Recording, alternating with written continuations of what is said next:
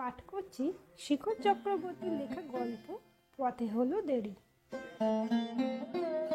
সেই দিন যখন 17 নম্বর নিউরো বেডের মিসেস শিউলি মিত্র ট্রেনিং নার্স রাকা মুখার্জির হাত দুটো নিজের হাতের মধ্যে নিয়ে আবেগমথিত গলে বলেছিলেন, এসো না আবার নতুন করে সব শুরু করি। তোমার গত 4 বছরের স্মৃতি ভুলে অর্ণবকে নিয়ে, তোমার ছোট্ট মিতুলকে নিয়ে আমার সংসারটা আবার সেজে উঠুক। অর্ণবে তোমাকে খুব দরকার এই মুহূর্তে, তোমারও ওকে, তাই না? রাকার মনটা এক মুহূর্তের জন্য আলোয় ভেসে গিয়েছিল। তাই তো, এই স্বপ্নটাই তো সে দেখেছিল আর 4 বছর আগে। কিন্তু কেন যেন সেটা হলো না। দুটো বাক্য এসে মাঝে অটল হয়ে দাঁড়িয়ে গেছিল। এত তাড়া কিসে? কটা দিন অপেক্ষা করতে হবে বলেছিল এই অর্ণবী। আজকে এই কথাগুলো অর্ণবের মাকে সে বলবে। আজ তো সত্যি তার তত তাড়া নেই। কলেজে 2 বছরের সিনিয়র অর্ণবের সঙ্গে রাখার সম্পর্কটা একেবারেই নিখাত ছিল। অন্যদের কাছে উদাহরণও হয়ে উঠেছিল একরকম। বিত্তশালী পরিবারের একমাত্র ছেলে হলেও মধ্যবিত্ত যৌনসীন রাখার সঙ্গে ভালোবাসার রাজপ্রাসাদের ভিত মজবুতই ছিল। এমনকি স্নাতকোত্তর পড়াশোনার দিকে না গিয়ে রাখা যখন নড়বড়ে পরিবারের হাল ধরতে যথাশক্তি প্রয়োগ করে টিউশন আর সঙ্গে চাকরির পরীক্ষা, আর অর্ণব মাস্টার্স ফাইনালের প্রস্তুতিতে মন দিল। তাদের এই ভালোবাসার রথের গতি একেবারেই স্লো ধরেনি। মাস্টার্স ফাইনাল দিতে দিতেই একটা ভালো কোম্পানির অফার পেয়ে আর দুবার ভাবেনি অর্ণব। 15 দিনের নোটিশে তড়িঘড়ি জয়েন করে চলে গেছিল দিল্লি। প্রবাসনে 2 বছর সেখানে কাজের বাধ্যতামূলক অঙ্গীকারে সই করে। পাড়ে হাঁটতে হাঁটতে হঠাৎ জলে পড়ে যাওয়া রাখার বিহল চোখের হাজার প্রশ্ন। অনাগত ভবিষ্যতের প্রশ্ন শুনে ঠিক এই উত্তরটাই দিয়েছিল অর্ণব, খুব স্বাভাবিকভাবেই। না, কোনো পালিয়ে যাওয়া নয়, প্রত্যাখ্যান নয়, বিশ্বাস হনন নয়। চেয়েছিল এই বছর 2 সময়, চাকরির স্থায়ীকরণের আশ্বাস অবধি। সম্পূর্ণ বিশ্বাসের উপর তৈরি হওয়া সম্পর্কের মধ্যে রেজিস্ট্রি করে রাখার মতো প্রস্তাব দুজনের কারোর মাথাতেই আসেনি। সময়টা হয়তো অর্ণবের কাছে খুব বেশি কিছু ছিল না, কিন্তু এটাই পাহাড় প্রমাণ হয়ে দাঁড়িয়েছিল রাখার স্ট্রোকে শয্যাশায়ী বাবা, চিররুগ্ন মা আর বেকার ভাইয়ের সংসারে। বাবার 2য়বার স্ট্রোক হলো, মাও রুগ্ন শরীরে শয্যা নিলেন স্বামীর পাশেই। 2 বছর বিলম্বের এই আশ্বাস যে শুধুই প্রহেলিকা, সে কথা রাখা ছাড়া সবার কার মনেই গেঁথে বসল। একা এক নারীর আবেগ সর্বস্ব প্রতিরোধ খড়কুটোর মতো উড়ে গেল এই ত্রিমুখী সুনামির সামনে। হ্যাঁ, বেকার ভাইয়ের কোনো এক স্বপ্নের স্বার্থ যে ধাক্কা খেয়েছিল বড়লোক হবু জামাইবাবুর এই অপরিণামদর্শী সিদ্ধান্তে। এর পরের ঘটনার ঘন ঘটা মুহুর্মুহু ঝড়ের ঝাপটার মতো। তড়িঘড়ি এক মানানসই পাত্রে কন্যাদান। 2 বছরের মধ্যে জটিল কিডনি রোগে রাখা স্বামী বিয়োগ। 6 মাসের ব্যবধানে পিতা মাতাহীন স্বামীহারা রাখা শিশুকন্যা মিতুলকে নিয়ে ভাইয়ের সংসারে গলগ্র হয়ে না থেকে সামান্য কিছু পুঁজি, কিছু টিউশনি বিদ্যে আর নার্সিং শিখে নিজের পায়ে দাঁড়ানোর অটুট জেদ নিয়ে গিয়ে ওঠে মফস্বলের এক ভাড়া বাড়িতে। বাড়িওয়ালা বিধবা মহিলা আর তার একমাত্র সন্তান বছর 26-এ দেবশ্রীর অভিভাবকত্বে শুরু হয় তার পথ চলা। শিশু সন্তানকে বাড়িওয়ালা মাসিমার জিম্মায় রেখে ট্রেন ধরে কলকাতায় যাতায়াত, নার্সিং ট্রেনিং। এই ছাদটুকু আর মানুষ কটা আবার নতুন করে তার পাশে দাঁড়িয়ে সাহস দিয়েছিল প্রতিষ্ঠার। এসব খবর কি অজানা ছিল অর্ণবের? হয়তো তাই। কোনো অনিবার্য কারণে কোনো অনুভূতি অন্তত এসে দাঁড়ায়নি ও প্রান্ত থেকে রাখার কাছে।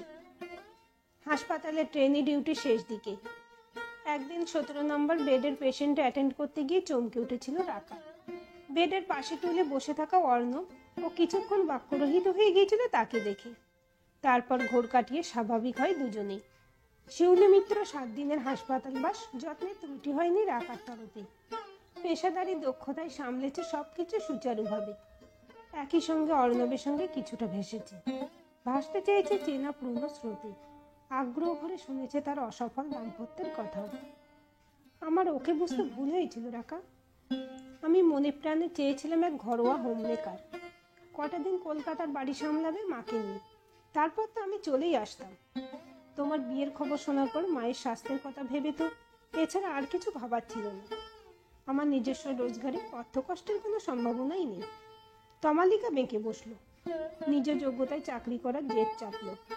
অনেক বুঝিয়েও লাভ হলো না, চলে গেল। হাসপাতাল ক্যান্টিনে কফিতে চুমুক দিতে দিতে বলেছিল অর্ণব। অনুনয় মাখা চোখে রাখার মুখের দিকে তাকিয়ে আবার বলেছিল, চলো না রাখা, আমরা আবার প্রথম থেকেই শুরু করি, মাঝেরটুকু ভুলে যাই। তোমার যা আছে, যেমন আছে, সবটুকু নিয়ে সত্যি সত্যি এবার এক হই। আমার ভুল ত্রুটি, গাফিলতি মাফ করে একটা সুযোগ কি দিতে পারো না তুমি? আমি এখন ভীষণভাবে তোমাকে চাই, 5 বছর আগের মতো করেই চাই। রাখা পাচ্ছিল, খুঁজে পাচ্ছিল একটু একটু করে সেই হারিয়ে যাওয়া অর্ণবকে। চোখে চোখ রেখে তলিয়ে যেতে চাইছিল একদম বুকের ভেতর পর্যন্ত। সেই চেনা আবেগ আকুতিতে ভরাট করে নিতে চাইছিল এতদিন ধরে হাঁ করে থাকা নিজের ভেতরের গহ্বরটা। রাত 10:15 বর্ধমান লোকাল থেকে স্টেশনে নেমে রাখা একটু ভয় করতে লাগলো। এতটা রাত হয়ে যাবে আগে বুঝতে পারিনি সে। মোবাইল বার করে ফোন করে দেবর্ষীকে। মিনিট 15 মধ্যে চলে আসে দেবর্ষী বাইক নিয়ে। রাখা আশ্বস্ত হয়, উঠে বসে বাইকের পেছনে। মাসিমার মতোই দেবর্ষী বড় ভরসা রাখার। তার সমবয়সী বা একটু ছোটই হবে হয়তো, সেই অর্থে বেকার। এলআইসির এজেন্টের কাজ করে টুকটাক। তাছাড়া চায়ের দোকানে আড্ডা, সময় বিশেষে রাজনৈতিক দলের ঝান্ডা হাতে মিছিলেও দেখা যায়। এক কথায় ডাকাবুকো পরোপকারী। মোড়ের দোকানে বসে থাকা ছেলেগুলো টিপনির সামনে দাঁড়িয়ে একদিন ঢাল হয়ে দাঁড়িয়েছিল প্রথম দিকে। হিসিস করে 2-4টে কথায় কানে হাত চাপা দিতে যাচ্ছিল রাকা। তারপর কানে এসেছিল, এই ম্যাডাম আমার লোক, চিনে রাখ, ফের যদি কোনোদিন দেখি। না, আর কোনোদিন এই অস্বস্তি অপমানের সামনে পড়তে হয়নি রাকাকে। বরং একটু বাড়তি সম্ভ্রমই জুটেছিল। তার জীবন কাহিনী, সংগ্রাম কখন যেন দেবশ্রীর চোখে তাকে একটু সম্মানের জায়গা করে দিয়েছিল। আপদে বিপদে দরকারেও এসে পাশে দাঁড়িয়েছে। জহুরির চোখ দিয়ে অনেকবার বোঝার চেষ্টা করেছে রাকা, কোনো অন্যায় চাহিদা লুকিয়ে আছে কিনা এই স্বতঃস্ফূর্ততার আড়ালে। আশ্বস্ত হয়েছে সে। কিছু কিছু সান্নিধ্য থাকে, কিছু সাহায্যের হাত থাকে, যা গ্রহণে কোনো কুণ্ঠা বোধ হয় না, বড় নিশ্চিন্ত লাগে সে গ্রহণ। এ সাহায্যে কি সবসময় গ্রহীতা লাভবান হয়? হয়তো হয় না। কিছু গ্রহণে দাতার চোখে ফুটে ওঠে এক পরম তৃপ্তি। এ তৃপ্তি দেবশ্রীর চোখেও খুঁজে পেত রাকা। একটা ছেলে মানুষই, একটু প্রশ্রয়ের কাঙালপনা চোখ এড়ায় না রাকার। রাকা জানে, বোঝে এটা এই বয়সে তারল্য, তবু মনে মনে একটা ভালো লাগা শেকড় ছড়ায়। ভাবতে ইচ্ছে করে সে তো একা নয়, কেউ বা কেউ কেউ তো আছে তার পাশে এই বিপন্ন সময়ে। এমনভাবেই চলতে থাকে 3টে মানুষের উপর নিজ ঘর গৃহস্থলী, ছড়িয়ে ছিটিয়ে, আবার কিছু বেঁধে বেঁধে পথ চলা। দেবর্ষীর বিশ্বস্ত মহিরীয় ছায়া দেয় ক্লান্ত রাকার বিশ্রামী। রাকা, একটা ভালো খবর আছে, বলে অর্ণব। 7 তারিখ রেজিস্ট্রি অফিসে টাইম বুক করেছি। আর ভুল করতে চাই না রাকা, তুমি সকাল সকাল চলে এসো। আমার কিছু বন্ধু বান্ধবকেও জানিয়ে দিয়েছি, ওরাও থাকবে। তুমি খুশি তো? বলো। চোখ চলে যায় রাকার হাতে ধরে থাকা খামটার দিকে। কি ওটা?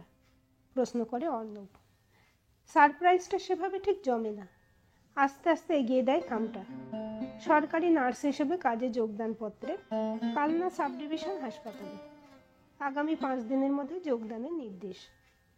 বিস্মিত অর্ণব প্রশ্ন করে, এ কি, তুমি চাকরি করবে নাকি?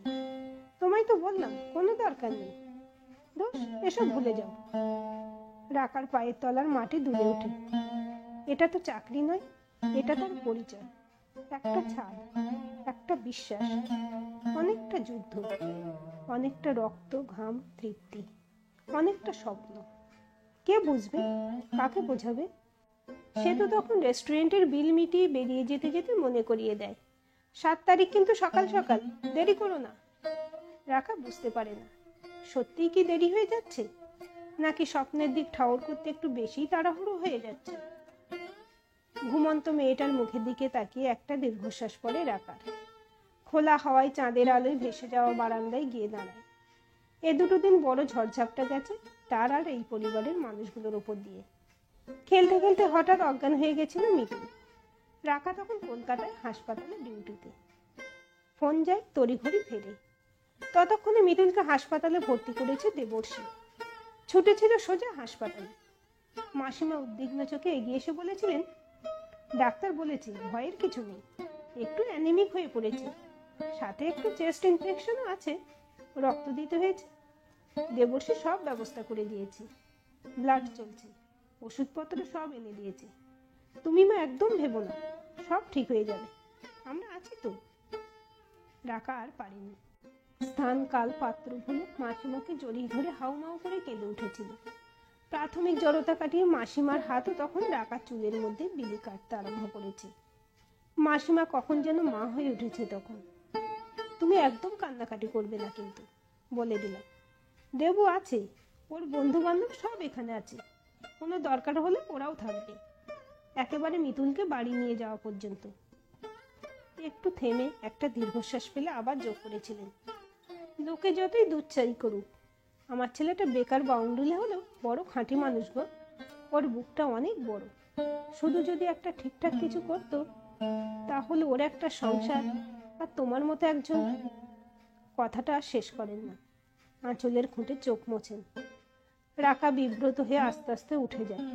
সিঁড়ির মুখে দেখা হয় দেবশ্রীর সঙ্গে, হাতে একটা স্যালাইন বোতল নিয়ে হন্তদন্ত হয়ে উঠে আসছে, থতমত খায়। এ কি, আপনি কখন এলেন?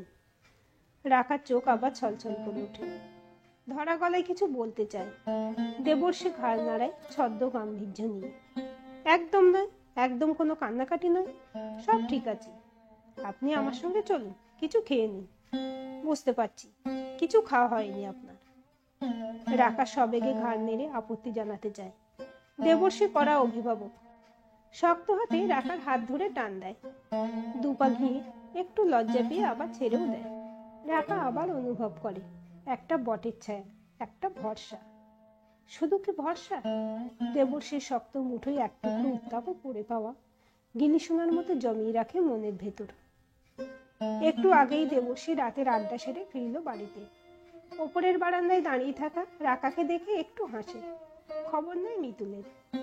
একটু বিষণ্ণ আলো আঁধারি খেলা করে যায় ওর মুখে। কাল অর্ণবের সঙ্গে রেজিস্ট্রির কথাটা মাসিমা শুনেছিল, তারপর থেকে একটু মেঘলা। চোখের জল লুকিয়ে মাসিমা আশীর্বাদ করেছেন, সুখী দাম্পত্য জীবনের কামনা করেছেন। কোথাও একটা তার চিহ্ন বেসরও বাজেনি। দেবসে আজ বোধহয় কোনো কাজে সারাদিনই বাইরে ছিল। টিকিট কাউন্টারের সামনে বেঞ্চে বসে থাকতে থাকতে এরকমই কত ভিড় করে আসছিল রাকার মনে। সবকিছু কেন জানি ঠিক হচ্ছে না কিছুতেই। দেবসে তাকে বসে হাওড়ার টিকিট কাটতে গেছে। অনেকবার চেষ্টা করেছে রাকা মন খুলে ওকে কৃতজ্ঞতা জানাতে, নিজের পক্ষে একটা থ্যাঙ্কস গিভিং করতে। কোথায় যেন আটকেছে, কেন জানে না বারবার মনে হয়েছে এই পাশে থাকাটা তো প্রাপ্যই ছিল, সে ছাড়া কে করবে। কেন এই অদ্ভুত অধিকার বোধ বোঝে না সে। দেবর্ষীও বারবার সরে যাচ্ছে নানা আছিলায়। অভিমান হবে হয়তো, এতদিনে সে করছেরা, ভেতরে ব্যথা একটু হবেই তো। একসময় ট্রেনের খবর হয়, দেবর্ষী আর থাকতে চায় না, বাইক স্টার্ট করে। যাবার আগে অবশ্য ভবিষ্যতে শুভাকাঙ্ক্ষা জানাতে ভোলে না। একটু ম্লান হাসি, কিছু একটা চাপা দিয়ে যায়। ডাউন হাওড়া লোকাল চলে যায়। আপ কাটোয়া লোকালে একটা ফাঁকা সিটে উঠে বসে রাকা। কাল না হাসপাতাল, টিকিট আছে, তবে ভুল পথের, উল্টো পথের। আজ না হয় একবার ফাইনই দেবে সে। ভুল পথের মাসুল দিলে যদি আর পথ ভুল না হয়, এত তারা কিসের? ঠিক রাস্তাটা বুঝে নিতে চাই একটু সময়। আজকের এই গল্পটি আপনাদের কেমন লাগলো কমেন্ট করে জানাবেন। ভালো লাগলে অবশ্যই একটা লাইক দেবেন আর চ্যানেলটি সাবস্ক্রাইব করে সাথে থাকবেন।